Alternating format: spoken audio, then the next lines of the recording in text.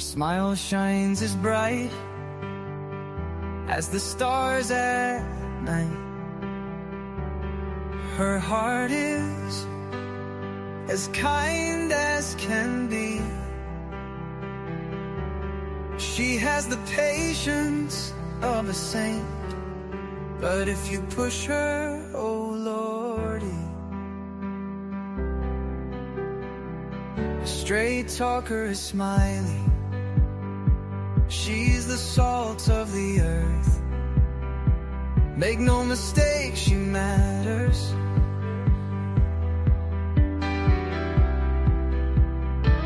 Catch SmileyStorey on a live stream. Oh boy, that girl can add her. Go Smiley. She's Smiley, alright. She's Smiley. Make no mistake why she's here. She's Smiley, alright. She's Smiley. If you're guilty, she'll smell out your fear. Missing posters and stories of heartache and fear. She tells us all of the heartbreaking tears. She can sniff out the guilty from a mile away. If Smiley's on the case, then she's here to stay. She cares about these missing children. She cares deeply about them all. She speaks the truth with integrity. For the truth, she will seek it all. She's Smiley, alright. She's Smiley. Make no mistake why she's here. She's Smiley, alright. She's Smiley. If you're guilty, she'll smell out your fear. Smiley's questions are like a heat-seeking missile. She's going straight for the bullseye. Don't ever believe you can fool her. She's too wise, man, she won't comply. She values freedom like the 4th of July. She values respect even more. If you want to earn a place at Smiley's table, watch the clock, it takes time for sure. She's Smiley, alright. She's Smiley. Make no mistake why she's here. She's Smiley, alright. She's Smiley. If you're guilty, she'll smell out your fear. If you break her trust, you're done for. Trust don't grow back like grass. So don't give Smiley a reason to doubt you, or that friendship will shatter like glass. She's a damn good woman, that much we know. She puts in the hours to bring them kids home. If your child is missing, you want Smiley on the case. She is always willing and she gives so much grace. She's our Smiley, alright. She's our Smiley. Make no mistake why she's here. She's Smiley, alright. She's Smiley. If you're guilty, she'll smell out your fear. If you're guilty, you better feel fear.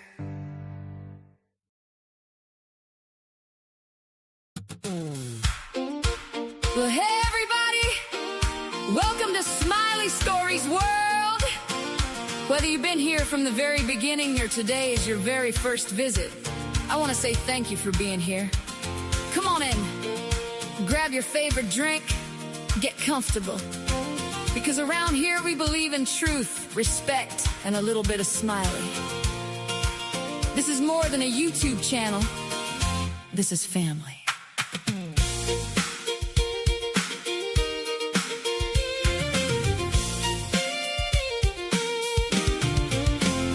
Every day's another journey, another story yet to tell. Through the highs and through the heartache, we walk this road so well. We're chasing hope with open hearts, searching one step at a time. When we stand together, even the darkest days can shine. You're more than just a username, you're more than just a face. You're part of something special, a warm and welcoming place. Take my hand, don't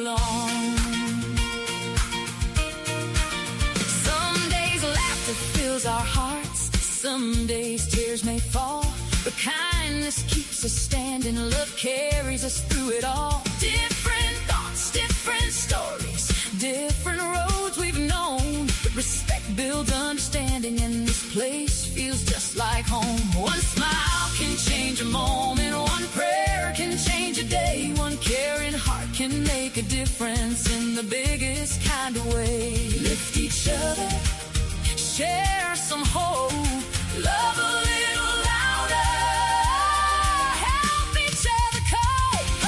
Truth, respect, and a little bit of smiling. Let your light shine bright.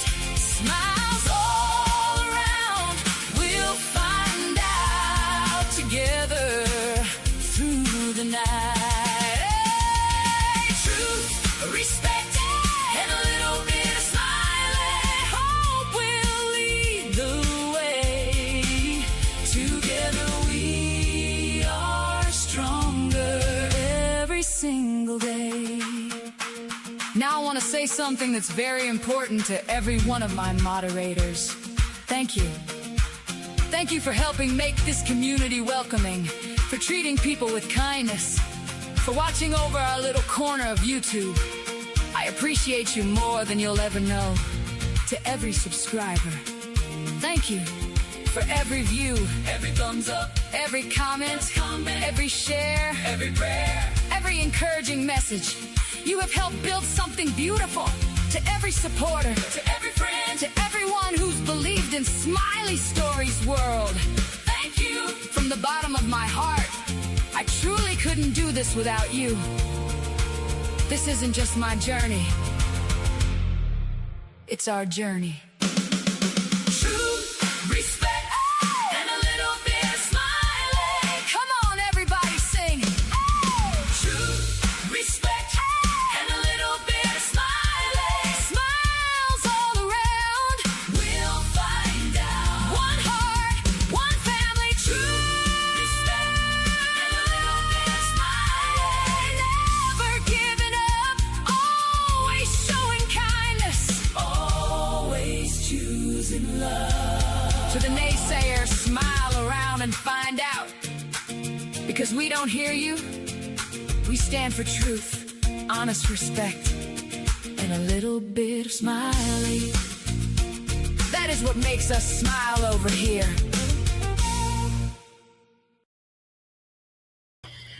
Hey everybody, hey, thank you for being here. Hello. Good to see you, Susie. Thank you for being here. You had a nap, so you're feeling good? Good. Hello, Donna. Miss Donna turned me on to this story. I think it's a good story. I think it needs to come out. Miss Donna turned me on to this. I think it's a good story after I did the research. Yep. We're going to do it. Miss Donna. Yep. Why not? Susie said, why not? The real me. Hello, the real me too. Hello. Hello, Miss Susie. I love you and I hope your daughter is doing good. I hope everything is getting back to normal for her. Many prayers go out. A lot of people need prayers. Hello, Cray lady. Hello. Welcome in. Hello. Hello, Michelle. Michelle's bells. Welcome in, everybody. Welcome in. I know, right? It gets you dancing. It gets you in the mood. Get you dancing, right? Hey, Kiki. Hello. Welcome in. Let's see who we got here. Cold November. There we go. Cold November. Hello, sweetie. Pam. Hello. Let's see. I'm almost at the bottom here. I am almost at the bottom. Okay, I think we are there. If you are new to this channel, come on in. Just call me Smiley. I'm Smiley over here at SmileyStorey's World. Yeah, I hope everybody is feeling good. Hope everybody's doing good and feeling good. Today is August 6, 2026. And we're going to be doing this cold unsolved case out of Knoxville, Tennessee. I like to do a lot of cases out of Tennessee. I was born and raised in Nashville, and I like to do a lot of cases out of Tennessee. It come to my attention today. Of course, I was probably 13, about going on 14 years old about that time. My, I am old now. But anyway, things are not like they were back then. We're going to do this case. I'm going to do this case very respectful. I'm going to do it very, very respectful. I did a lot of research in it in the last several hours. It's a very upsetting case. There is some trigger warnings in here. But it needs to be talked about. It's still unsolved. It's beyond me why it was never solved. It's a sad case. It's very frustrating, and I'm sure it's, it was very frustrating and still is for the family. They had a very strong suspect in this case early on, and I do mean very early on, but no one was ever convicted or charged, and that is very suspect to me, especially when they was questioned 1 year earlier in another death of this woman. I mean, nothing. This was a little 6-year-old girl. Hey, Millie. This was a little 6-year-old girl, and her nickname was Peaches. And to this day, it's remained unsolved. So everyone, welcome in. Thank you for being here. I appreciate you so much. I do. I appreciate you so much. Hey, Michelle, your father-in-law was from Knoxville, East Tennessee. Oh yeah, Knoxville is pretty. It's pretty in that area. It sure is. Sure is. It's a little bit rougher nowadays, but Knoxville's a pretty area. I had family members not living anymore, but that moved from Nashville to that area and lived there for a very, very long time. They ended up moving back to Nashville, but and it's a very pretty area. And it's pretty close to, Gatlinburg and all those things. Very pretty. Michelle Davis, hello everyone coming in. So we're going to get the facts as I know them, and we're going to get, what truth that I know, and we're going to get some respect here, and you're going to get your little bit of Smiley here. That's what you're going to get. I always try to bring these cases with my heart, and I pick out these cases, whether you bring them to me or I see Donna was asking, why would you do this story? Because when you brought it to me and I started researching it, I felt like it still needs attention. It's unsolved, right? And I feel like there may be somebody out there after doing the research, as you should know, that still may know the secrets. And when I feel, and I'm not pointing you out, I'm just saying, hey, Bo, hello. And, I feel these victims and these families, they still deserve closure. Hell, just ask Seth Rogers. It don't matter. They deserve closure.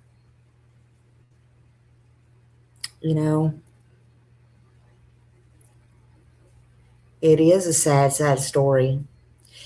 But just because it's sad, just because it's tragic, they knew over 45 years ago. Unfortunately, she was dead. They found her. But I can guarantee you, they've never got closure. And just because this main suspect that never has been charged, think about it. The same person in either murder, not to mean he's guilty. He never was proven guilty. He never was brought. But he's the same name that kept coming up. And as we go on, people will see and they will understand, as you do, because you know this case well. You know what you told me also, but I won't repeat it. It's fine. It don't make it okay that there's no closure and no justice, right? So anyway, I do cases on what I see.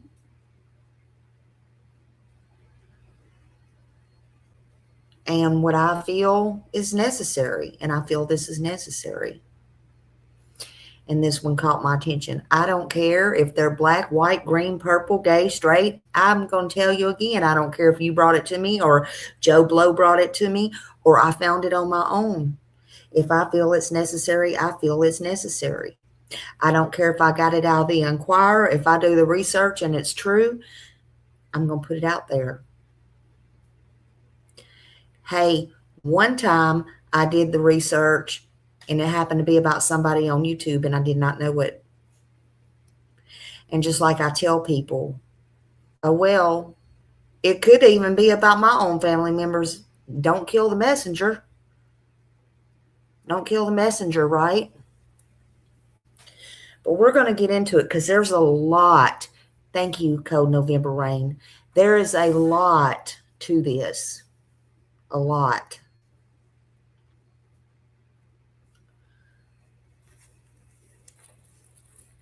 So welcome in. I hope you're all doing well. Thank you for being here. I really do appreciate you all. Again, this was brought to my attention. And this case happened to be out of Knoxville, Tennessee. And that's exactly what I'm going to do. Now, granted, I'm only going to do it one time unless something comes out of it, and then we'll bring it up again, whether it's 10 years, 5 years, or I'm still on here or whatever. We'll talk about it again. But this is going to be a one and done. Hey, Susie, thank you for 14 months. Whoop, whoop. Thank you. Love you. I love you. Oh, and I love you, and I appreciate you being a member. I love you being here, no matter if you're a member or not. I love you being here, and thank you for modding for me. I appreciate you. And y'all, everybody, give these mods a round of applause. Y'all have no idea what they do. Lord, honey, I'm running all these links and stuff. But I appreciate all of y'all. This come out of Knoxville, Tennessee, and it's very interesting. It's sad, but it's interesting. There's going to be some triggering points in this case. It happened December 26th, the day after Christmas, back in 1980. The little girl's name, they called her Peaches. Her mama named her that. But anyway, they called her Peaches. Her name was Avery Vernie, and they called her Peaches. Again, this happened in Knoxville, Tennessee. And they say it was one of Knoxville's most haunting murder cases and murder stories ever. So, with that being said, there's lots of articles that was out. There was lots of articles that was out, and we're going to get to that. I want to play a quick video to kind of set the tone for y'all. Let me get into that first. Hold on just a minute here.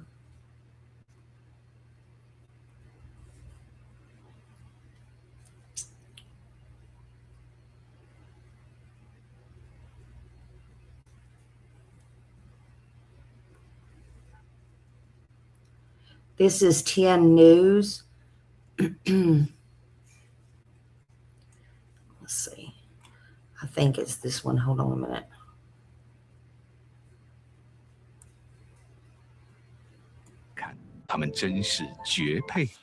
McDonald's 限时推出 Caesar Snack Wrap。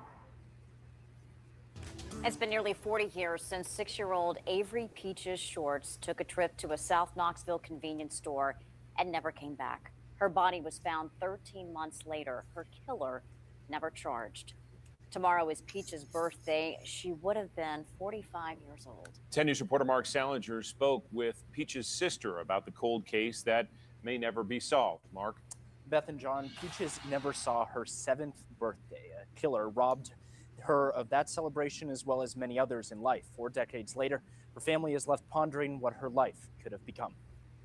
Time is no match for someone who will never forget. My name is Elwana Shorts, and I am Peaches Shorts' baby sister. Nearly 4 decades ago, Elwana watched as Peaches walked out of their Montgomery Village apartment on an errand to buy her mother a Coke.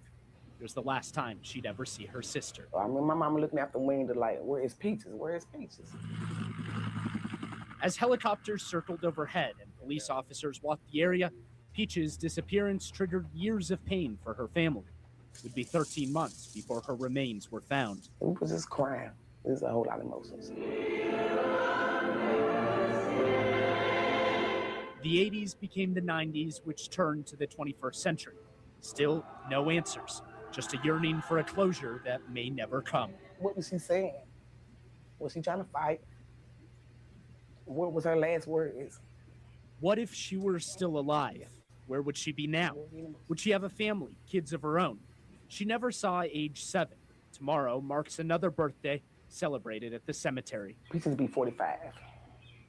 45 years old. No one was ever charged. The person who dumped her body in the middle of a Blount County field Trigger was never warning. caught. I will forgive, but we will never forget. We want to know why. Tomorrow, the Shorts family will remember the rosy-cheeked 6-year-old who ran around the neighborhood, talking and playing with everyone. They choose to focus on those memories. They choose to never forget Peaches. Tomorrow is your day, and we will celebrate. Love you, Peaches. And investigators questioned one main suspect, a man who had dated Peaches' mother. He died recently, and the case remains unsolved. So she would be, thank you for that. She would be 52, I believe now, because that, oh, hold on a minute. Sorry. She would be 52 now because I believe that was done in 2019. So that would be 52. And we're going to get all into, they said he was dating the mother, but we're going to get all into that because I guess they were kind of seeing each other, but I don't think it was quite like that. He was begging to move in, but we'll get there. And you got to remember, you know, the store was down on the corner, and it was not back in the 80s near as nothing it is now. So I want everybody in here to please be respectful. No harassing, no doxing, none of that. Just be respectful, and let's just have a conversation, okay? But this is a very sad case. Please protect your heart.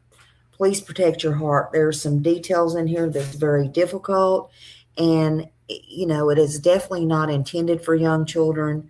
But this happened again on December 26, 1980, at the day right after Christmas, when 6-year-old Peaches, she disappeared from her apartment 243 in a housing project over in South Knoxville.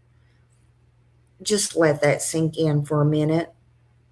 Christmas had barely even passed. It probably hadn't even been 24 hours. Most kids should be playing with their toys and eating leftovers, probably saying, yuck, I don't want these leftovers, right?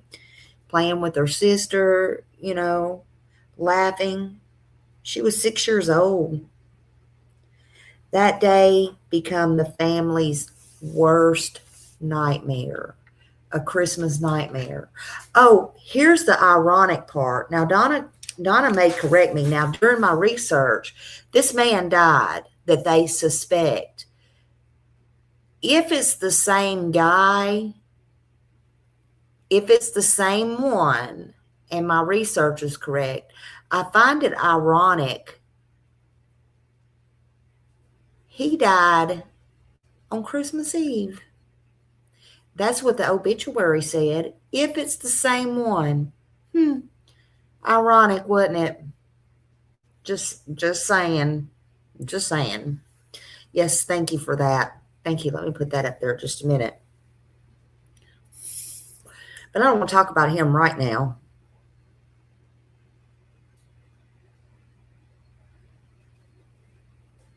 And he was never proven guilty. But we're going to get to him because there's a lot. Yeah, what I looked up just a minute ago, or not a minute ago, a few hours ago, and I do believe I have the correct one. If that is the case, if he's the one, because he ended up in a nursing home, y'all. That's how they found him again. They thought he had died years prior to that. But, you'll see.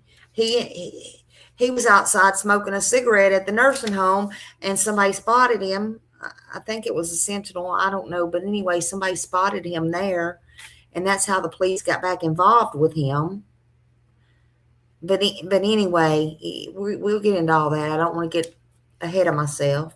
But I did want to throw in there, I just find it ironic. Anyway.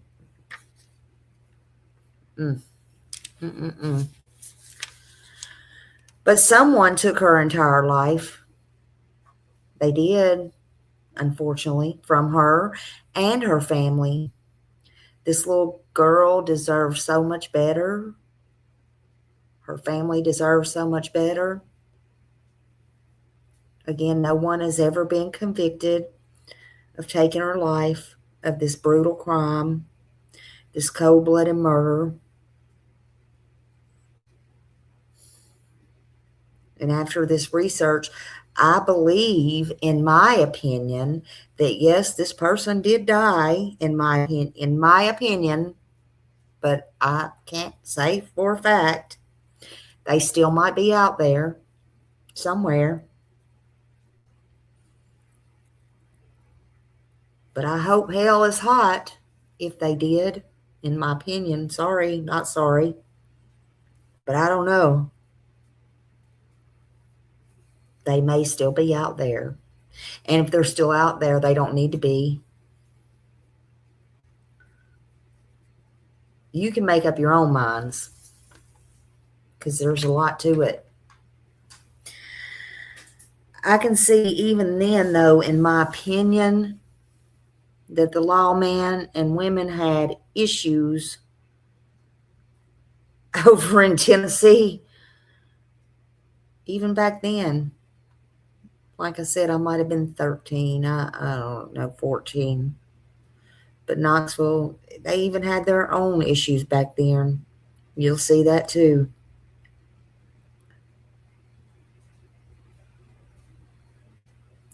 See, Knoxville Police Department still has her on the unsolved list. Just think about that. Now people are dead. There's people that have moved, witnesses, neighbors, investigators have retired.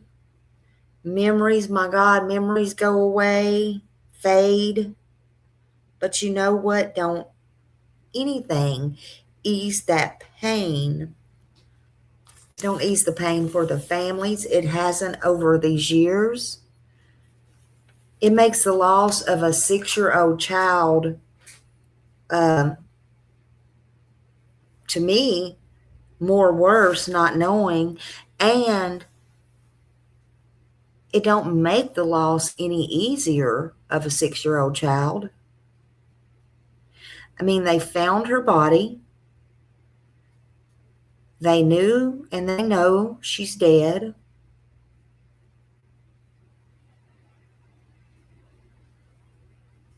We'll walk through all of that too.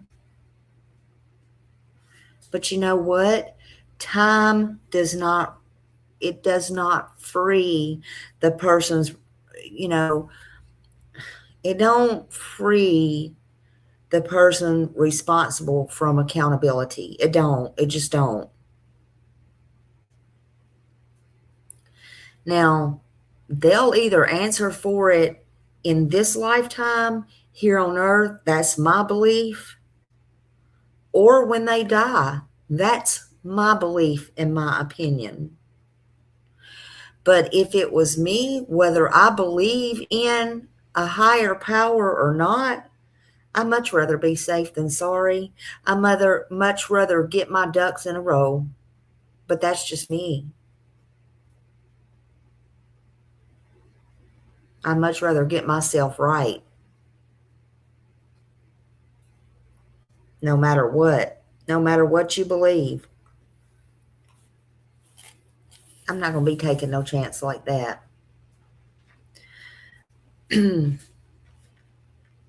1980, someone knew something. Someone knew something.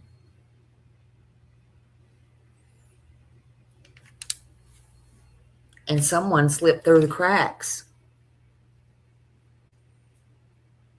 Well, someone still might know something. Someone still might know their secret.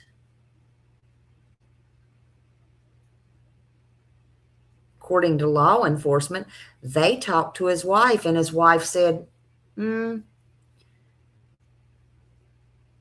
don't know. I told him he don't talk to me about that stuff.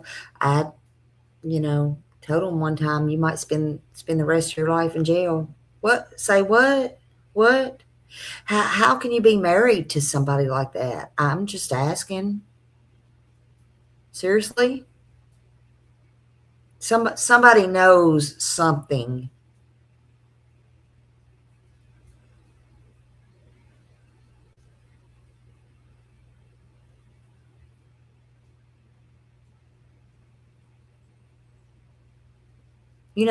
Usually if there's more than one person that knows something, the other person will eventually tell it. Eventually. It's just the way it is. It's the way of life. So I believe someone does know. They do have a secret that they're keeping. Donna said, yes, I believe a lot of people did know a lot more. I believe that too after my research, Donna. And I believe you are correct.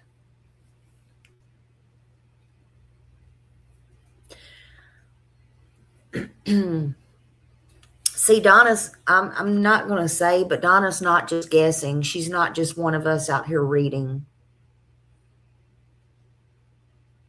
That's all I'm going to say.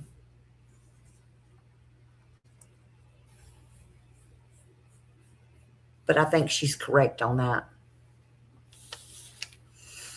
As I go through this case, I asked everyone again to be respectful and please do not attack Peach's relatives or anyone else. Please don't post private information. Please don't harass anyone. Don't try to contact anyone based on any rumors or any talk about 1980 and anything. This is just a discussion. This is not,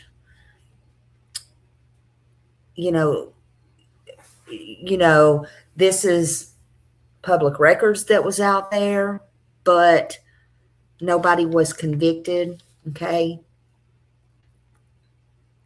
And again, I always preach all the time.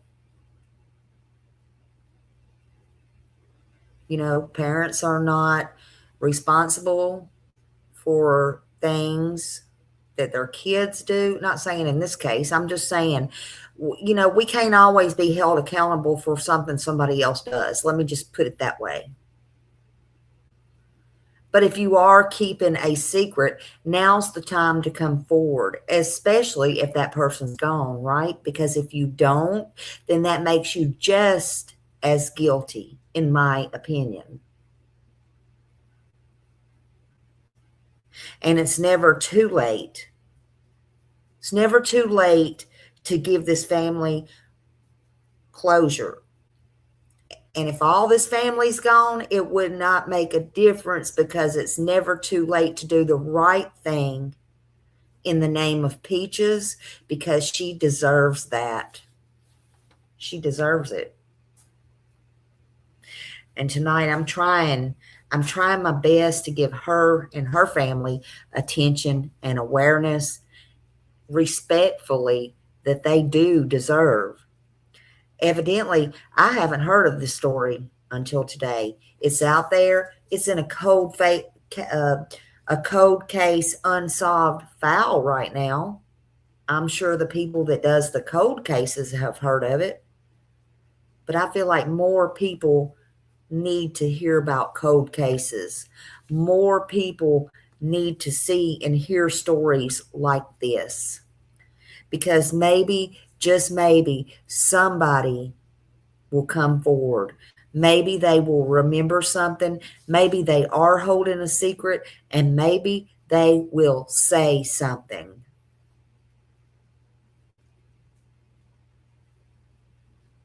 I'm sorry, Donna.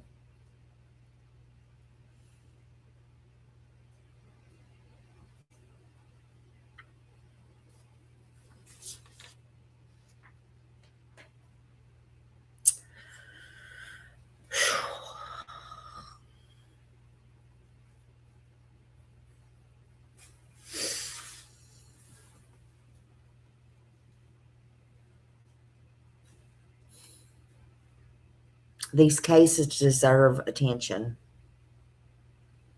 There was an article from May 22nd, 2010, that a reporter, Matt, what was his name? Matt.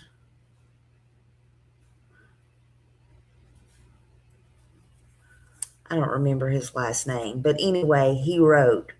Now, I did write down some stuff, but I don't know why I didn't write his last name down. I think it was Larkin or something like that, but I apologize if I'm saying it wrong or if I don't remember it right, but his last name, I apologize. But he said, and I did quote him on this, he said, that morning after Christmas in 1980, she left the house with 58 cents in her pocket to buy her mom a Coke. See, the story was something like her mom was, was thirsty or whatever. And later on in here, it'll tell how this guy came over, and I guess she asked him she needed something to drink or whatever. She was fixing to fix dinner for her kids or whatever. She was a single divorced mom raising these 3 kids. But he wanted to move in with her. Thank God she had enough sense not to let him. But anyway, that pissed him off. Pissed him off real good. Oh, but did I mention? I don't think I did. This guy, I know I mentioned that a year before that, in 79, he was questioned about a murder of another lady. Oh, but guess what? From my research on that, what little I did on her, he was a groundskeeper or a housekeeper, or not a housekeeper, a groundskeeper or maintenance man or something for her. Go figure. And she ended up dead. Hello, Rogue. I don't know. I just don't believe in all of these coincidences. But, you know, hey. Anyway, the mom, thank God she had sense enough. She's like, no. Because he did give her rides and her kids ride to where they needed to go. And I think he bought her a camera and, you know, things she might have needed. Well, he was grooming everybody, I guess. This mom, I believe, was 22 years old. So she was a young mother.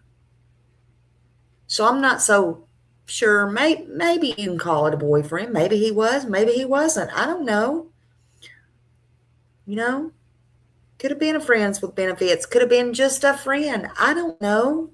Nobody cares. None of that's important right now, is it? We're almost 42, 50-something years later. Nobody cares. I don't. Thank you, Rogue, for being a member for 7 months. Whoop, whoop, whoop, and putting up with Smiley. But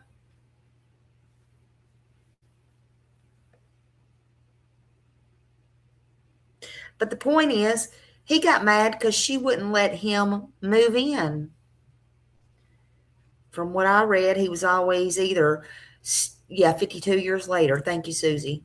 He was always either staying at his mom's or he was at girlfriends with an S. I don't know how many girlfriends he had, but he's always trying to mooch off of somebody. If you ask me, I guess he thought he was a damn gigolo. I don't know. Freeloader. Maybe he was getting his money to go around and get money off of everybody else from these women. I don't know. I wasn't there. I wasn't there. Yes, thank you for all of your support and all you do. Thank you so much. But anyway, he got mad at her because she wouldn't let him. No, it was not his daughter. Nope. Nope. Just somebody she met. She was a single mom. But anyway, so he got mad. She had done asked him for something to drink, which he could have went down on the corner and got for her. But no, he throws 58 cents down. Okay, I guess that's what Cokes cost back then. I can't even remember. So here she's got, I think, 3 kids, if I'm not mistaken. I think she's got 3 kids. She's trying to cook supper. She's doing the best she can. She lives over in the projects, whatever. She's doing the best she can to make it. Thank God she didn't let him move in either. Yeah, I am too. Well, this was the morning right after Christmas again in 1980. And so she bundles her little 6-year-old up. And, you know, at 6-year-old, and let me say this. Listen, I live down the street from a school. I mean, you could see the school from the house. I always walk to school and back. I don't want any judgment in here right now because, again, what difference does it make now? Okay? The thing is, she bundled her little girl up. She put her shoes on her. She bundled her up. And she asked her to go to the store and get her Coke. And the little girl made it to the store to get the Coke. She just didn't make it home.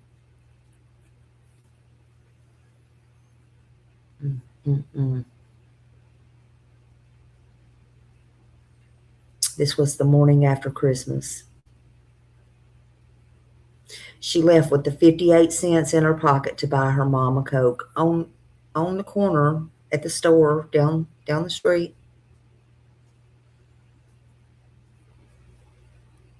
Police couldn't find her. They did a search on her and everything. Her mom was beside herself.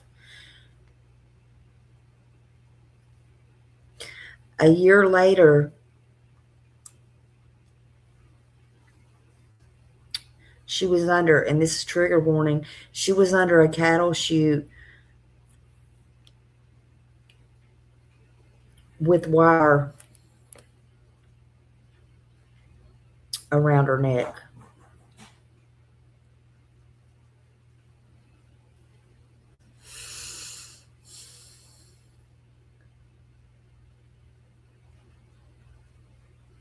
Her broken neck.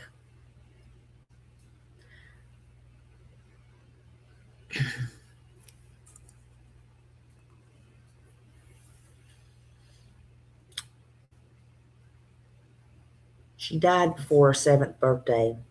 She never made it home from the store. They say that day she went to the store that she probably didn't make it past sunset.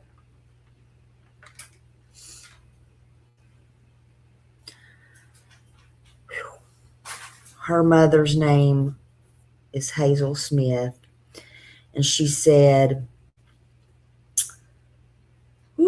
she said she looked. She said she looked everywhere for her. She said, you know, how long it's been that no one has come forward. She's been very upset about that. She said she just wants to know what happened. Now she wants to know what happened. The police department, the Knoxville Police Department said, you know, they narrowed it down very early on. Their search, they narrowed it down to this one single person, right? This one single suspect within 1 day after Peaches went missing. This one suspect. All he ever did was smile. He smiled. He laughed. He never broke down. They could never crack him. Even in the nursing home when they found him, same thing.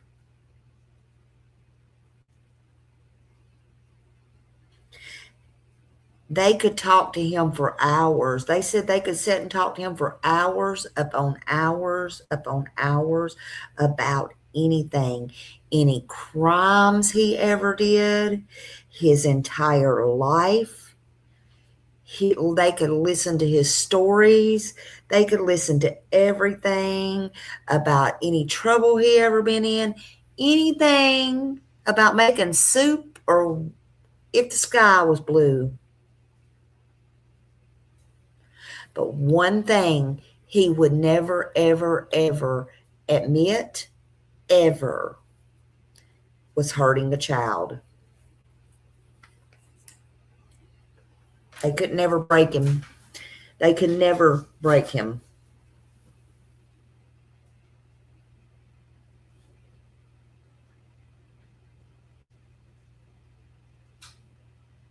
So when I was reading and I was looking into this in the investigation, they said for years, the Knoxville Police Department, the lieutenant, there was one named Jim Winston. He said, we tried so hard to get justice for that little girl. Let's play this video right here. Let's play this.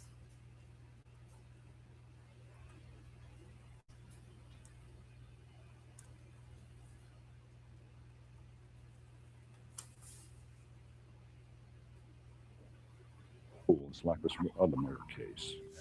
Got called out there to Montgomery Village to the projects. And Peaches, her mother was having a relationship with a fellow that lived there, Mitch Reed. And apparently they had an argument, or he had heard that she'd been with another man or something. He got mad at her, and he had a relationship with Peaches, and that she'd rode around in this car. He had an old Cadillac, and her and her mother had. And he became so incensed that she had cheated on him that he sent Peaches. He was there, and he sent Peaches to the store. She did, and he gave her 50 cents to get a large Coke. And that was supposedly the last time the mother saw her. She didn't return from that Coke, and Mitch left.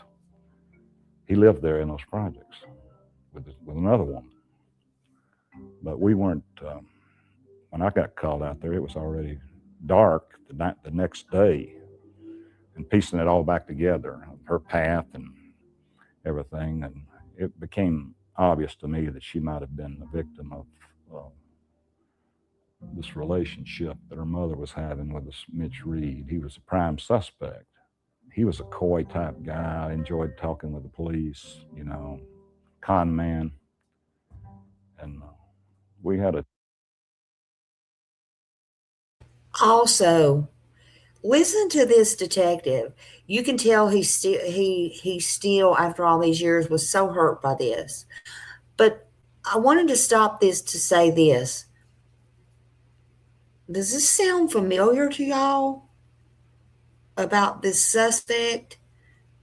This suspect from day one not only impeaches this little girl, but in a grown woman's murder that he kept coming up in a year prior and could not be charged with any of them. He was so coy. He was laughing all the time. He was smiling all the time. And he'll say in here, I guess you can say he was above the law, or he got away with, I forget how he says it. But anyway, my point is, I am so sick and I am so tired of people in general. I have heard it over and over again, just since I've been on YouTube. People say, if you think they done it, or if they did this, or they did that, they would have been in jail by now. I even heard a 40-year cop say that about 40 times.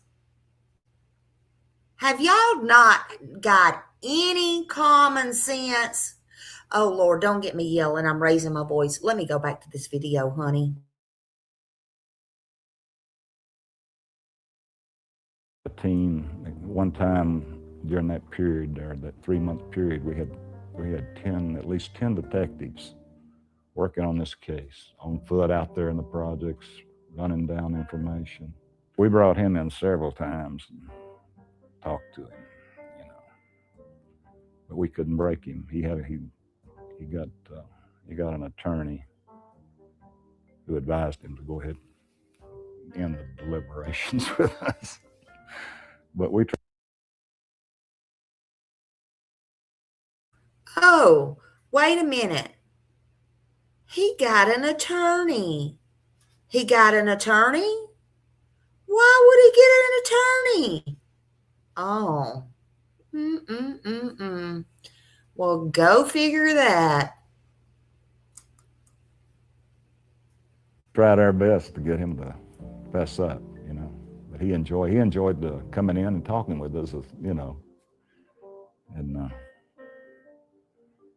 we knew he was the murderer, and of course we did try to eliminate anybody else that had an opportunity. We talked to all the witnesses around the stores. No one could put him in her car or her in his car going back from that store. And we found a Coke bottle up there next to the railroad tracks. It hadn't been opened, a large Coke. But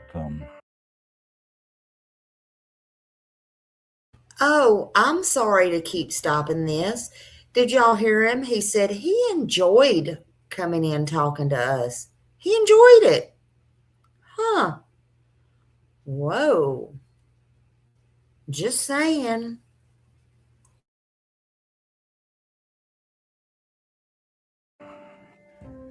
you're just another innocent child, Innocent. innocent child murdered for no reason. I don't think it would have been anything sexual about her murder, just being having power over her mother the way he wanted to hurt her, you know.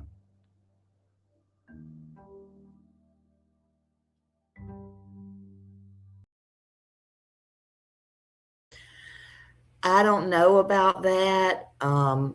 You know, I don't know if they did, and maybe they had gloves on.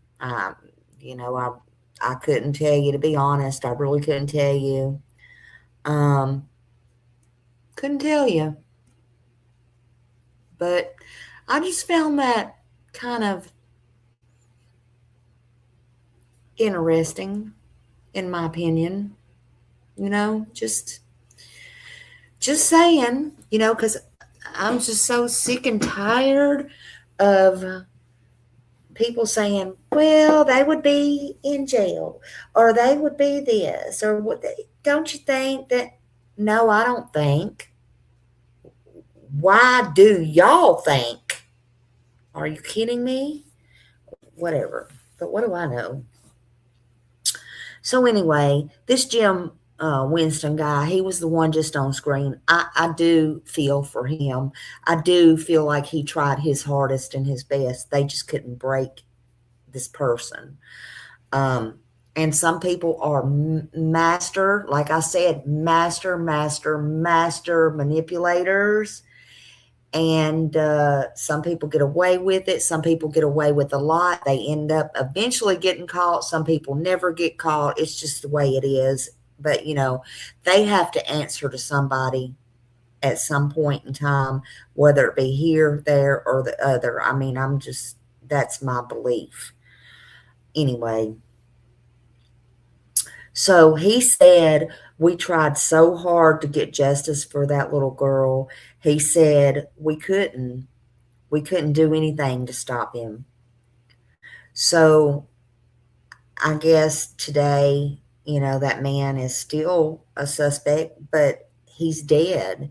He was laying somewhere when they found him in a nursing home suffering from dementia, or so it was said.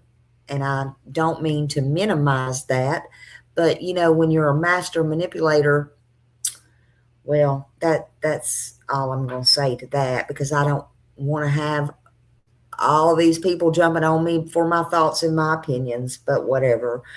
You know, he denied the crime, but he still, it seemed like, loved to talk to them when they went to see him. And he still remembered good enough, I will say some things through my research that was just odd, but, you know, it is what it is. Don't know how or why he ended up there. You know, he was married, so I don't know. Maybe he thought he'd be protected in there. Maybe he thought they wouldn't leave him alone, so he would just go kind of in hiding. I don't have a clue, honey. I don't know. These are just my thoughts and my opinions only.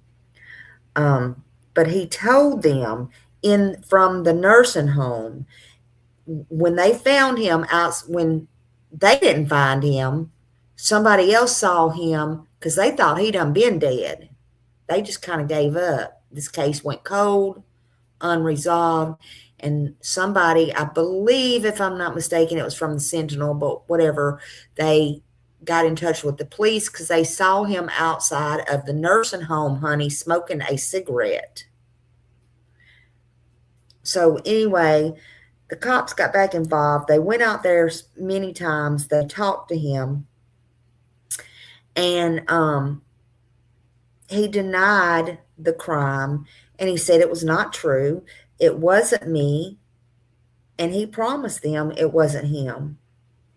He said he never killed nobody in his life, man, woman, or child. Don't you find that odd? Especially since maybe he was scared they were on to him about the other lady. He didn't know after all these years what they knew. Yeah, I doubt she was the last one. I don't think she was the first one. I'm not even sure that lady was, but Who knows? Police said they always thought that Mitchell Reed, which he was known as, he also had another name, Mitchell Arvell Webb. They thought he had died a long time ago, but then they found out that was not true. And yes, it was the News Sentinel that found him. They said when they found him, I guess Mitchell Reed was 77 years old. At that time, he was smoking a cigarette outside this Knoxville nursing home on Holland Avenue. That was back May 21st, 2010. I believe that he died December 24th, 2010.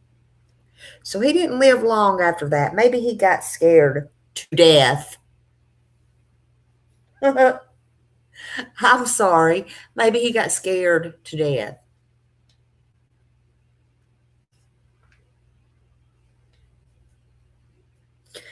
Police believed he was the only one who might have killed Peaches. But he was never charged.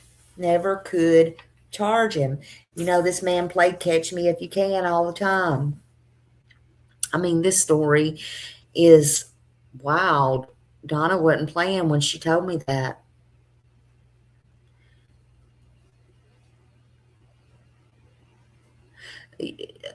That's right, Rogue. Absolutely. Me too. I know. It reminds me of this. I've seen this before, but I don't know, man. This is just too wild. Yes, thank you all for being respectful. Please. Thank you. No, I appreciate that. Please know I appreciate it. So the head of Knoxville Police Department Violent Crimes Unit, their name was Lieutenant Doug Stiles. He said they were going to give it one more try. He said it wasn't over until we bring some type of resolution to this case, right? So before that Friday night, when the investigators from there, they had like 3, Ryan Flores, Lynn Clemens, and I guess himself, they went out to see Reed at the nursing home. So they hadn't brought this up or asked about any of this or seen him in like 20 years until they got to that nursing home. So Stiles said he don't have much to say at the time, but he remembered it pretty well, talking about the man, right? Mitchell. I find that pretty shocking. I guess he was stunned. I guess a cat had his tongue. I guess he was trying to, well, maybe that was a time his memory wasn't all there. Just saying. I don't know. Maybe he was just trying to fit that in where he could get it in. I'm just saying. I'm not trying to be rude, or I'm just saying. Y'all know I say what I think. I'm sorry. Yes, rest in heaven, Peaches. Absolutely. But they said he changed some of his stories. So, you know, if you have nothing to hide, you don't change nothing, you don't hide nothing. But now, I guess he was trying, he changed some of his stories. But then he said he had nothing to do with it. He told them they were talking to the wrong person. They were definitely trying to build a case. Whatever was wrong with him or brought him to that nursing home, they didn't care about any of that. In my opinion, nor should they. Look, he wouldn't be the first sick person in jail. or the first old person either, in my opinion. Thank you for the floating hearts. Whoop, whoop. Thank you, Mimi Jean. Woo, woo. Thank you. I appreciate you, honey. So they told him, he told them, or they told him that they were recovering stuff from the, I guess, the storage unit and stuff like that. And they were collecting physical evidence because they were reopening the case back up. Yes, what's the question? I'll try to answer it. Don't know if I got the answers, but I'll try. Hey, Jen. Hello, honey. Good to see you. Good to see you. I will definitely try.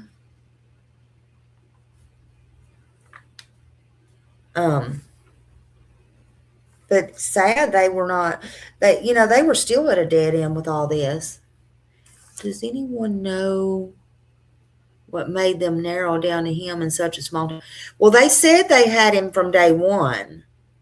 But see, okay, I don't know what made it narrow down to Peaches, but he was already suspected of murdering, I don't know if you were in here a while ago, a year earlier, to this other lady, and not far from there, and that they never could charge him with that one either.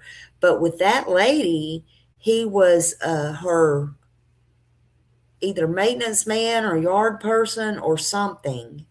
And I think he literally might have lived with her a little bit. I'm not sure about that. But everything that they did, and thank you so much, Jen. Everything that he did, or everything that they looked into about him, it always come back to him, no matter what. But they just, and I don't understand, because they had her body after 13 months or something, like 13 or 14 months. So I don't understand why. I know he refused. Hey, Green Eyes. Thank you, honey. I know that he refused a poly.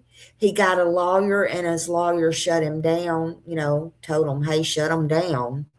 But yet, on the other hand, he loved talking to him. So I don't know if he just finally disappeared, or why they could never, just get him. I mean, that was kind of odd, but it just kept going right back to him. I don't know, Rogue, if they got his DNA. And remember, this was back in 1980. I'm sure if it was today, he would have probably been under the jail.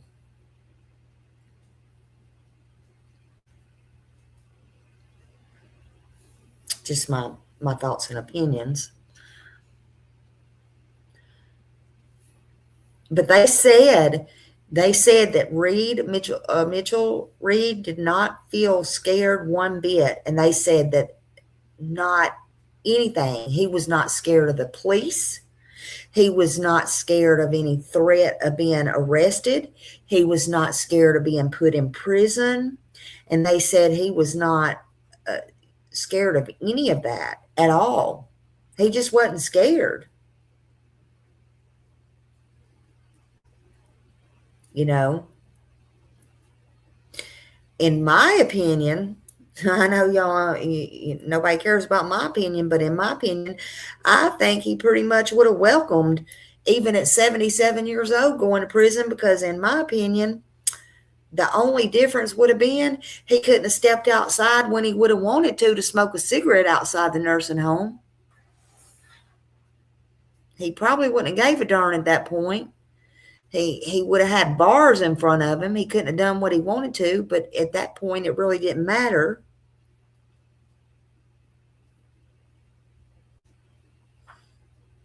But they said he had a big ego.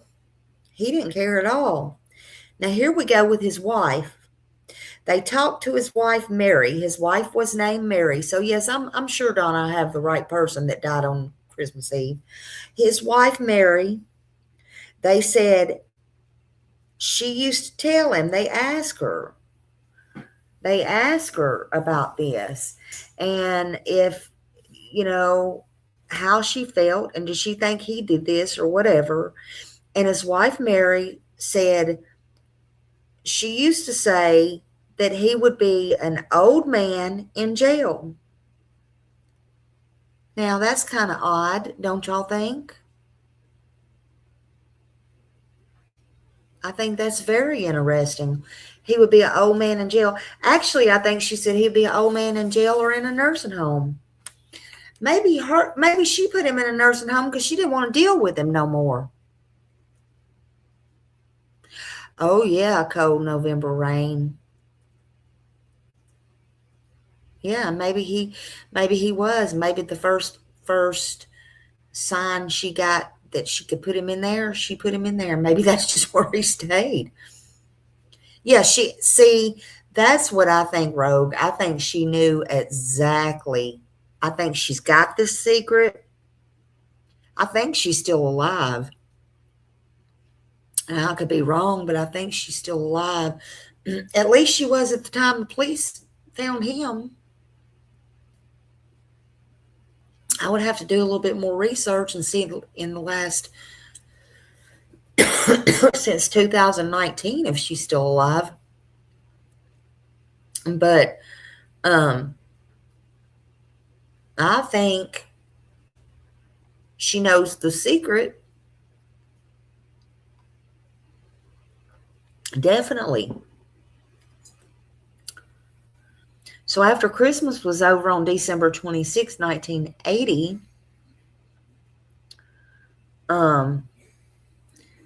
Peach's mother, the divorced mother of 3, she was only 22 years old. She was very young.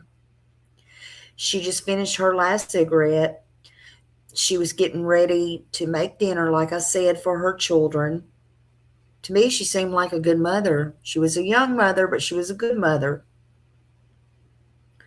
So again, I don't know exactly how far that store was, but after I did my research and from the news or whatever, it was, just down the streets what I'm seeing, right? So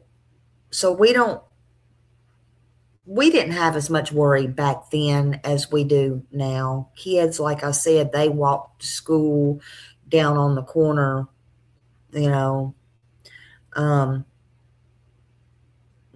I'm not thinking too much about that right now. And it don't matter at this point, So anyway, she went to go get her mother a Coke, which this SOB could have got. And it was, yeah, Donna said it was on the corner. And this SOB, he could have been a man. He got butt hurt because she wouldn't let him move in. Well, that's no way to get to move in. Slam down 58 cents and just say, well, we'll see. He told her she was going to pay for it or he would get back at her, something to that nature. The right thing to do would have been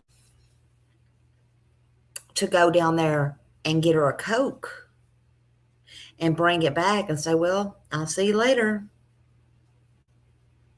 But see, I think he was a predator from the beginning. I think he was out to groom her that had these little girls. Yeah, and he was a lazy SOB.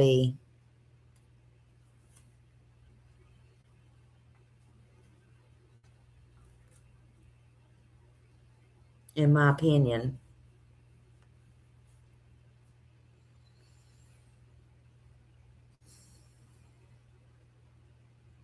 So again, while she was trying to make dinner, she just had this argument with this idiot.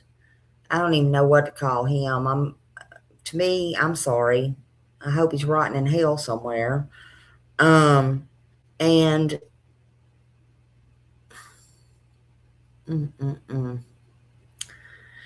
She put these little Mickey Mouse tennis shoes on her baby, bundled her baby up, wrapped her up, and it was about 3:30. It was cold outside. I don't know if it was snowing then, but later on it ended up snowing. It was 3:30, and buttoned her up, all the things, and she went to get her mama a Coke. Hazel Smith, her mother, said Peaches was her pride and her joy. Too bad we don't hear others talking about their kids like that, but okay.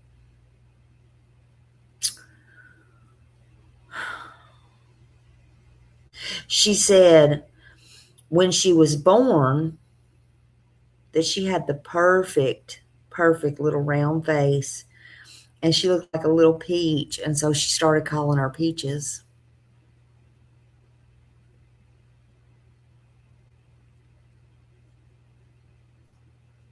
They say her mom still lives in South Knoxville, still lives in the same housing project, still lives on the same road where she heard her daughter's voice for the very last time. She hadn't moved. She said when her daughter left, she said, "Mama, I love you."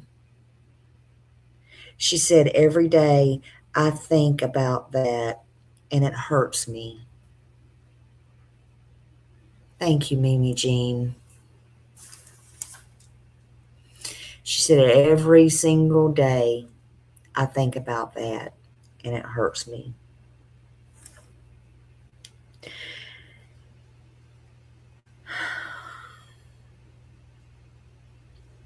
See, Mitch Reed came by those apartments before Peaches left. He asked one more time. Just one. He didn't come back after that. This bitch knew what he did, and in my opinion, sorry. But why didn't he come back after that? Why didn't he ask after that? Hey, Vincent. Hello, everybody. How you still getting in here with your little stuff? Hello. Anyway, he still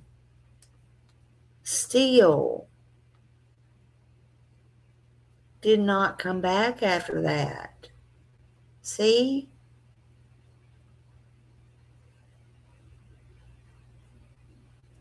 That's sad. He knew what he did. In my opinion.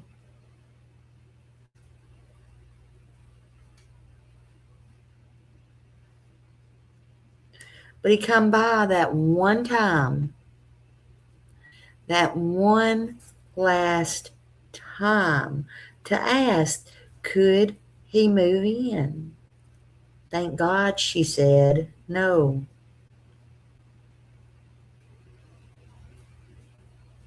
See, that summer is when he met Smith, Peaches' mom. That's when he bought her a camera. He bought her clothes. He took her and her kids places. He had this brown Cadillac. But see, she did not want to rush into anything. She seemed like she had a good head on her shoulder, actually. She told him, "I need time to think through things."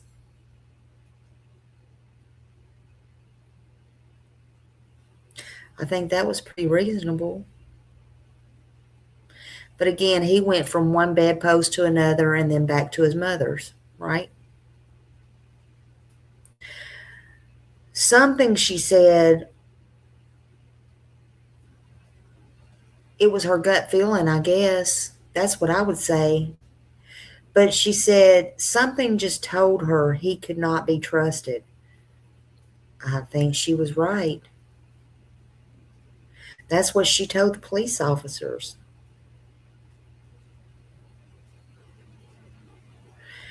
Her words were, and this is words, you know, these young people use, but she told the police officers she couldn't trust him, so she turned down his offer to be his old lady, right?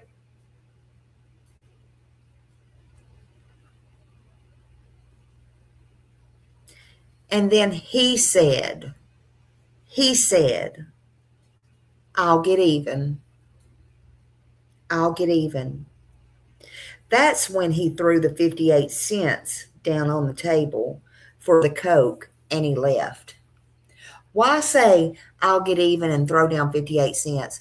Why not carry your sorry ass down there to the store, get her a Coke like she wanted, and have some common sense and think that's going to get you more like on her sweet side. Maybe she'll think about letting me move in instead of all the BS.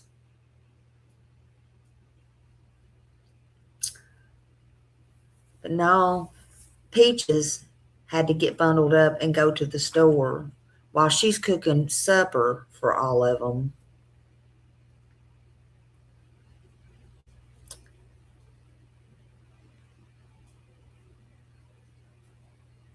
It should have took 15 minutes to go down there and get back.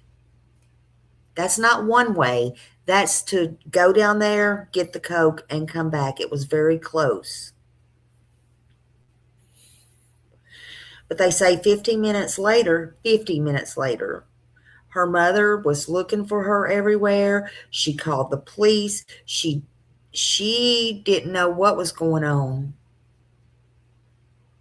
Yeah, he was seen at the store. That's right, Donna. Seen at the store.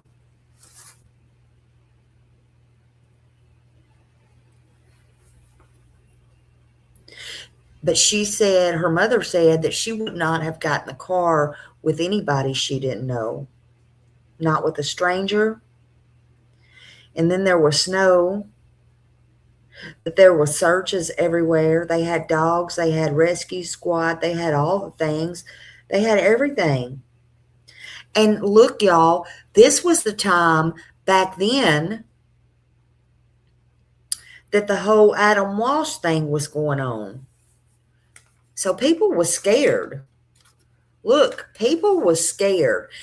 These kidnappings was going on. Now things were starting to get scary. All this stuff was all over the news. People didn't know what to think. They didn't know what to do. I mean, what was really going on? You know?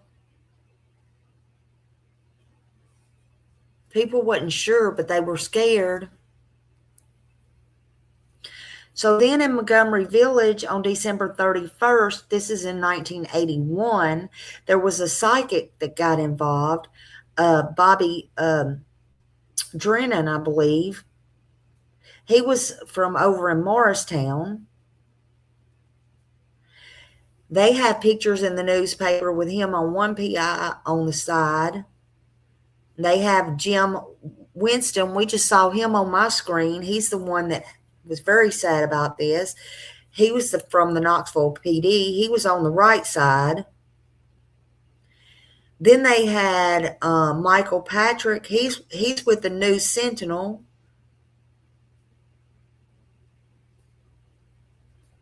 They were all looking all the time. All the time. The temperature dropped below zero, they said. The snow was falling steady. And those right there, those guys right there,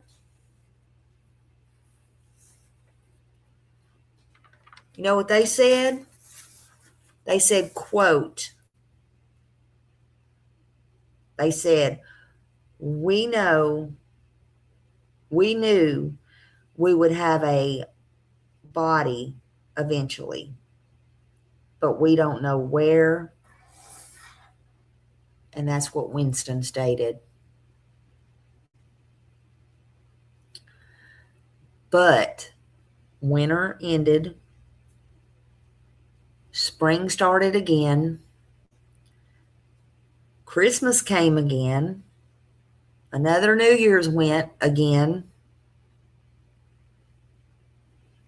All these things was going on, coming and going. But then January 23rd, 1982, there was this father and there was this son, and they were hunting rabbits. They came across a skull. Trigger warning. They came across this skull by a garbage dump. It was a garbage dump at the University of Tennessee, over at the extension at the farm.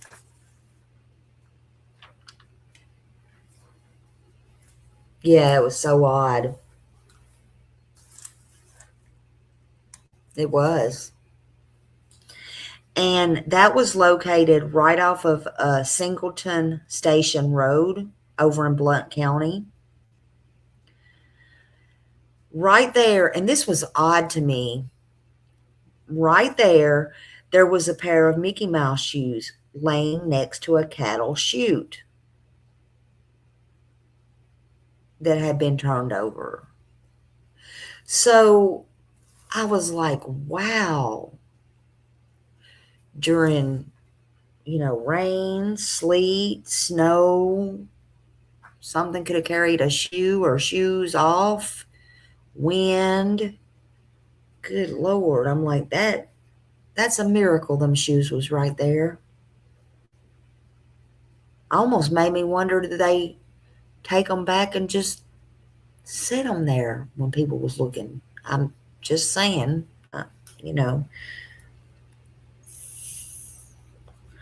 But honestly, that was a miracle to me that those shoes were there. Strange, but it was a miracle after all that time. So the investigator, Randy York, he was from Knoxville PD, and he's now retired. He remembers exactly what happened, and he said, I'm about to tell you. He said, we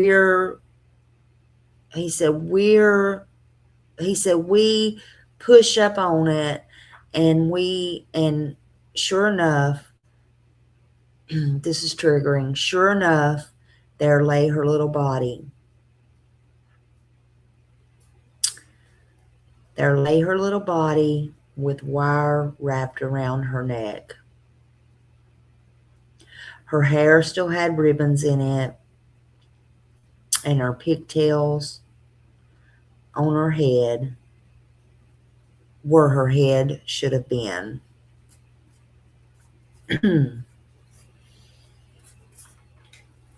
She was wearing underwear and had a small coat that buttoned up all the way. Oh my God, just like her mom said.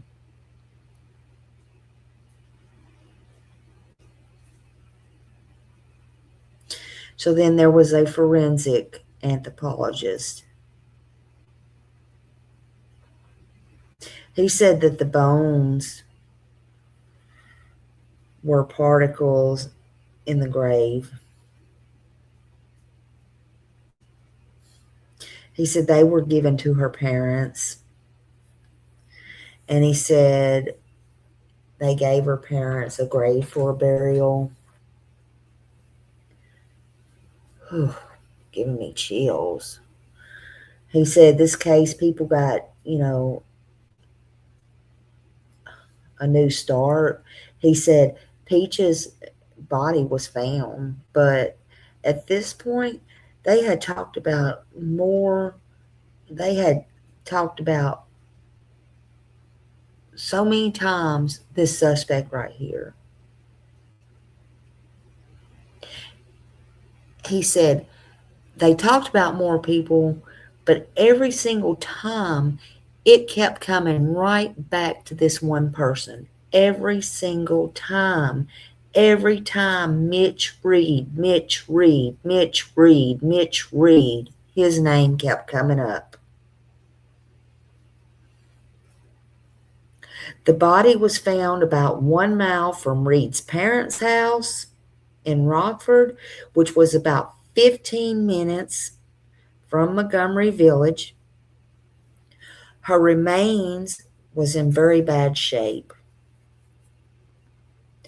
Only a skeleton and a rusty 9-gauge wire is what they had to work with.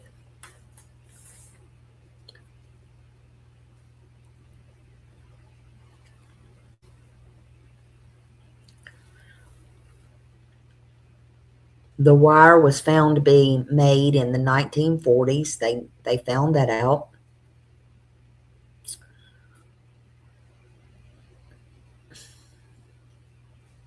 Winston thinks the person who killed this little girl, Peaches, strangled her by their own bare hands, then drove her to the farm using wire to be certain she was unalive. Listen, I've always said, it. She can go back in my lives.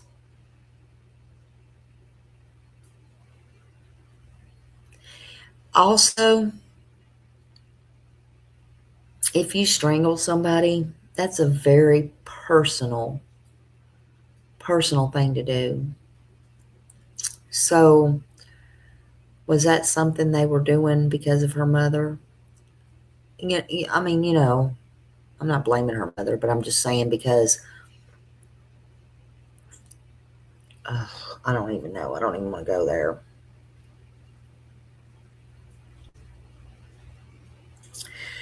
They said there was no fingerprints. No fingerprints on the wire. That's why I said on the bottle a while ago, November Rain. Yeah, he was angry, and that's always a very personal, angry crime. And he wasn't angry at the little girl. If that was him, and in my opinion and my thoughts and my research, I believe it was. That's just me and my opinion. Of course, even the police said they believe he outsmarted them.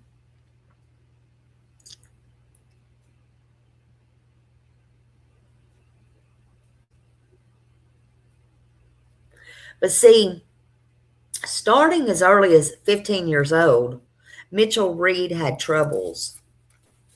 Okay, he had been in and out of jail. Okay, this was not his first rodeo just being questioned by the police. He was a criminal, no doubt, and he was a master at it. He got real good at it. Many, many, many, many times. See, his big thing, though, was break-ins and thefts.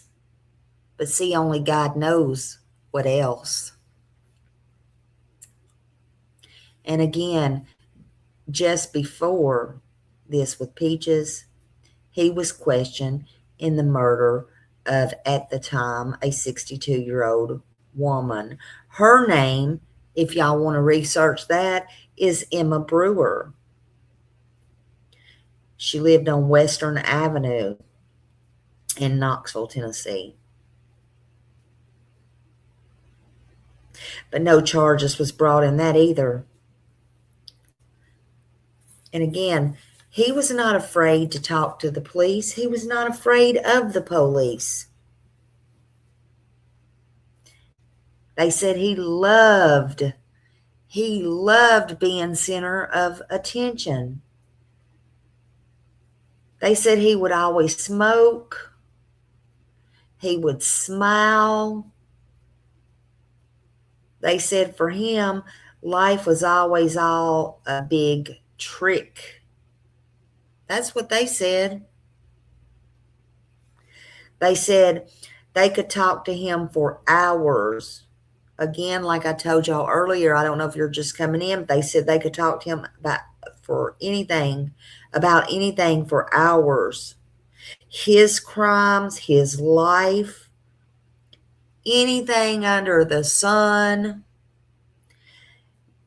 you know, as far back as being a juvenile, anything you wanted to talk about, they could sit down and talk to him about it.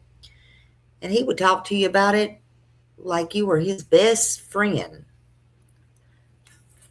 But he would never break, and he would never, ever, ever, ever say he hurt a child. They could not break him, and they admitted it.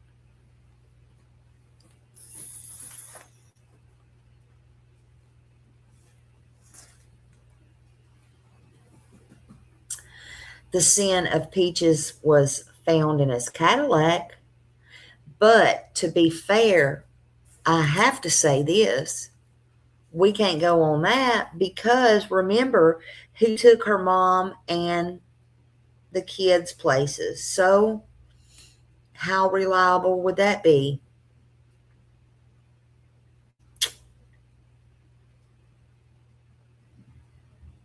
He told police he drank coffee outside, and he didn't. This is what he told police.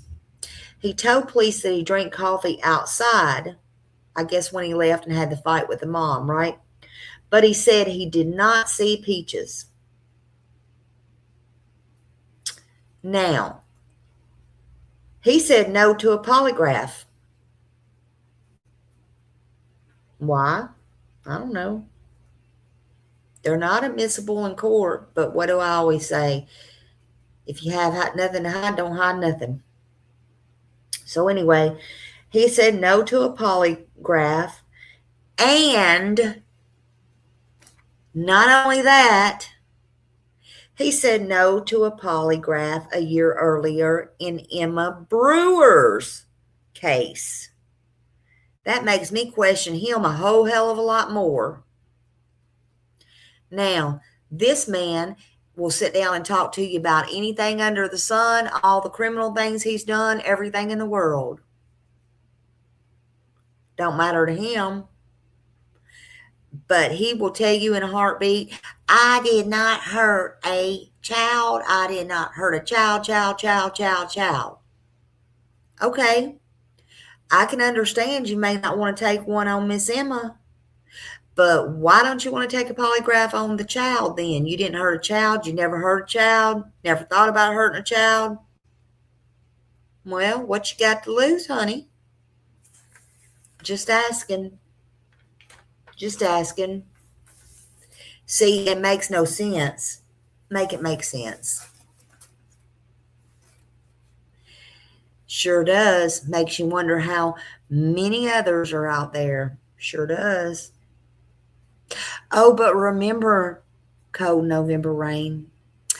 If there was something to anything in any of these cases, they would have done had them behind bars. Okay. Please, people, get a grip.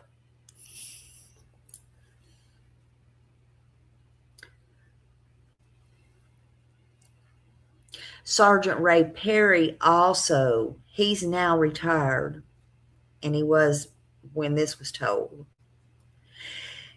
He said he just don't believe in being hooked up to machines and stuff like that.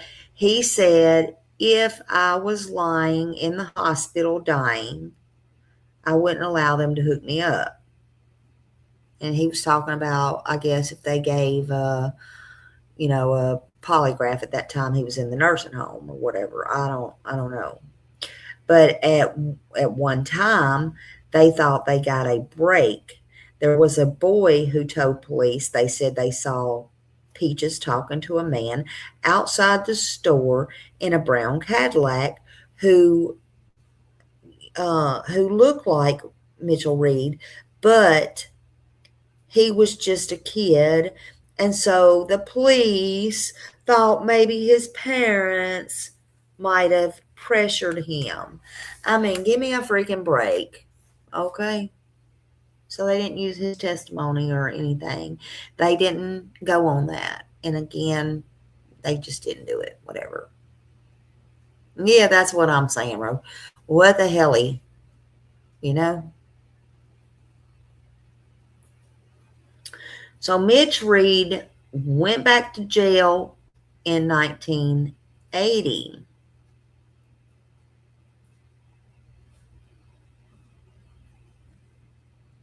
For 15 years in prison. In 2002, he told a judge he assaulted a child. Okay, now this is where it gets confusing. He told a judge he assaulted a child, which is a state crime. The little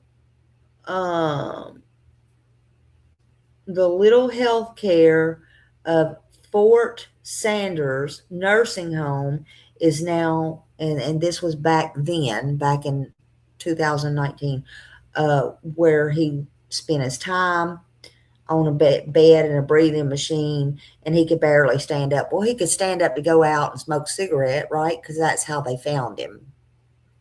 So I don't know what was going on with all that. But, you know. Then it said he forgot he was 77 when this was done 3 years ago. Well, at least he made it to 80. You know, Peaches won't have that chance. She won't have a chance to make children, have children, go to any dances, or, you know, none of that stuff.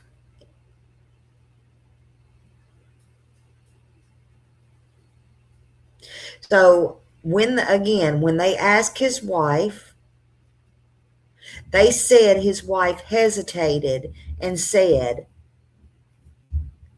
I won't say he didn't do it. That's what his wife told the police at the nursing home. I won't say he didn't do it, she said. He never talked to me about it. If he did it, he knows, God knows who did it, and he knows. That tells me right there. Hey, BJ. Hello. Good evening. Thank you for being here. Now, what do y'all think about that? That is a statement all in itself, if you ask me. That tells me she knows.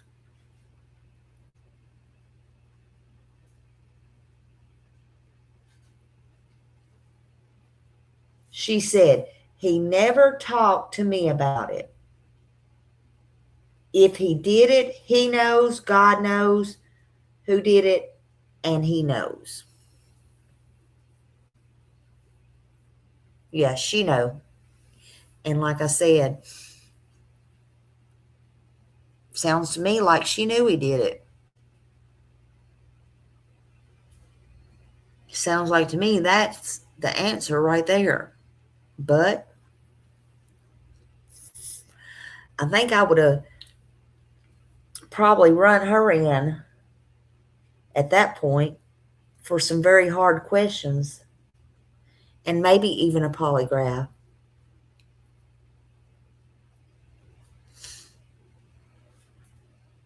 Really, Donna. Donna says she was just as sick as he was. What the hell? Yeah. That's what I think. Well, she had to be to still be married to him, right?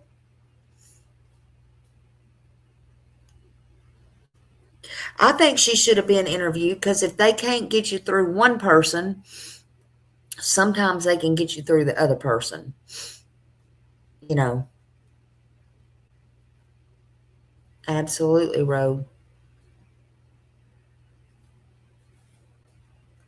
Maybe she just wants to meet up with him in hell. She knew his time was coming. I don't know. I don't know.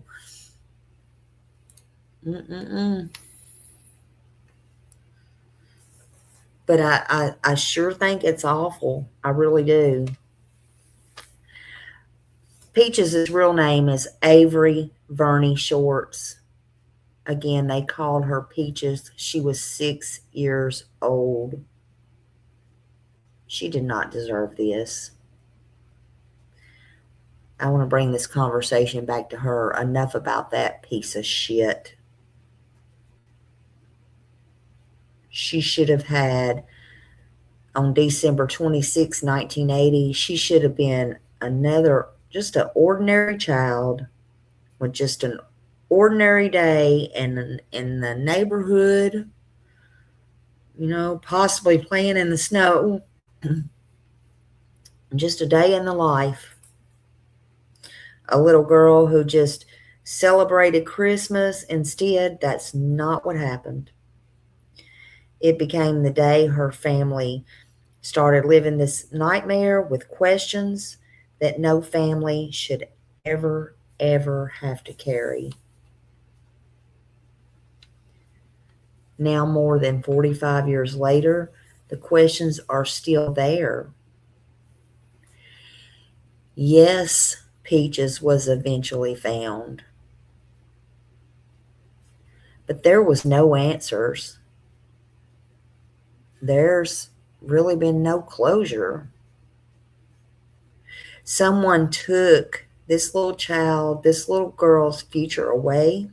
Someone did this. It's obvious to me who, but, and no doubt, but that's just me. And this ain't just to push blame. You heard everything I heard. You heard the lawman. You heard what I heard.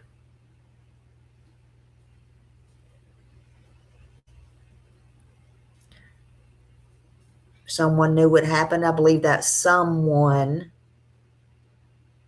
especially after reading what she told the cops, was his wife, in my opinion. But I still believe someone knows the secret after all of these years. All of these years. And I can't help but wonder, if not her, if somebody out there that's never told,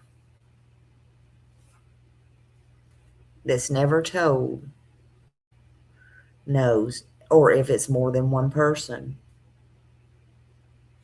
Maybe you were young back then.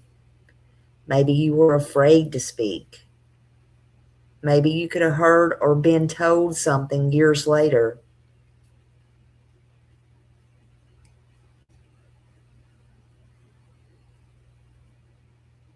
Even if it don't make sense, or it didn't make sense then, maybe you carried a secret for decades for somebody else, or you swore you wouldn't tell because if two people know, Lord only knows more than that's going to know.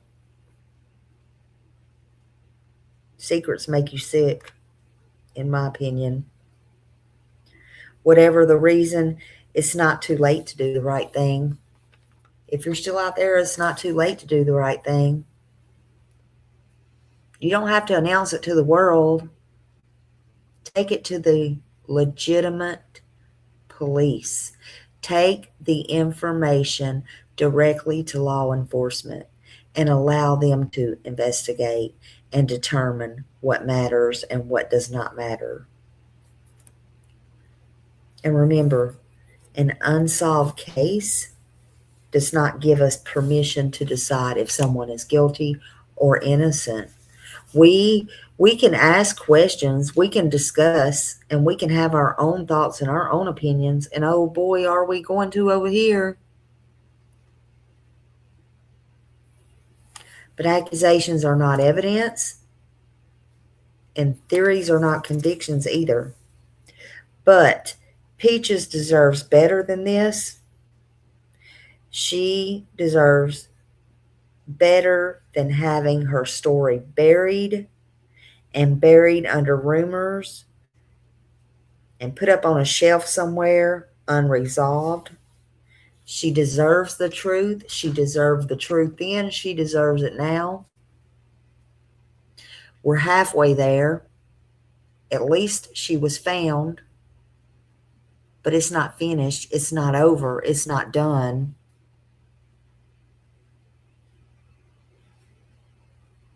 And one more thing.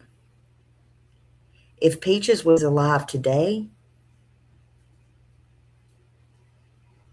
She wouldn't be remembered forever as a 6-year-old little girl. She'd be a woman. And she might have had children. She might have had grandchildren. We don't know. We're not God. We don't know. But she certainly would have had more Christmases, the love of her family, and a whole lifetime that was stolen from them all. All of them. But one thing that can't be stolen is her name. Avery Vernie Short. Peaches. To Peaches' family and everyone who loved this little girl.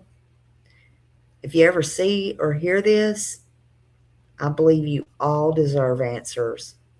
You still do. And I'm so, so, so sorry this happened to you and your family and to this sweet little girl, Peaches. One day, hopefully, the truth will come to light. There's really no more words. To every single person who took the time to come in here tonight and listen, no matter if you stayed 5 minutes, the entire time, or you're on replay, thank you. Thank you to my mods. Thank you to my subscribers. Please share Peaches' story. When this live's over, if you can, hype this live. It helps get the story out. People need to hear her name. I think it's important. People may remember something. There's people out there who do need closure. And again, these cases does not need to go unresolved. I hope y'all have a good night, and I'll talk to you tomorrow. Don't forget, Seth's having a live tomorrow night. I think it's 6 o'clock Central Standard Time. I shared it. Y'all have a great night, and I will talk to y'all later. See you in the streets. YouTube streets, that is. Bye. Let me find something to play y'all out.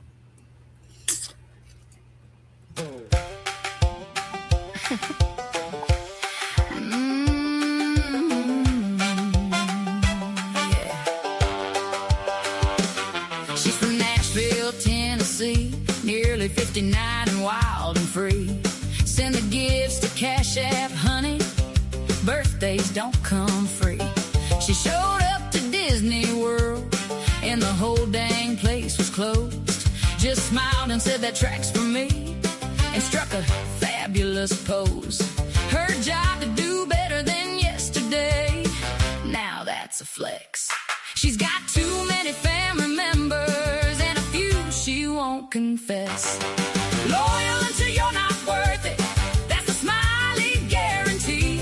She'll ride for you through fire, girl, but don't you test her loyalty. Best friends for 40 years. She won't tell you who they are. Smile around and find out, baby, 'cause she's the main character, the star. Loyal until you're not worth it. Read the fine print, it's right there. Love her right and she's forever. Love her wrong and she don't care. She's got a dream to rock a porch chair on a farm till she's 100 years old. Coffee in hand, crows in the sky, like Stephen King, but less cold. She listens to everyone she meets, loves them all from the start. But honey, give her one good reason and she'll professionally depart. Traveling the world, making memories, quiet country air. She don't sell her soul for nobody, that ain't ever gonna be up for sale, I swear. She's the manual and the escape clause. She'll clap for you, but she'll also pause if the shoe fits. Wear it, boo. The truth is the truth. Smiley told you.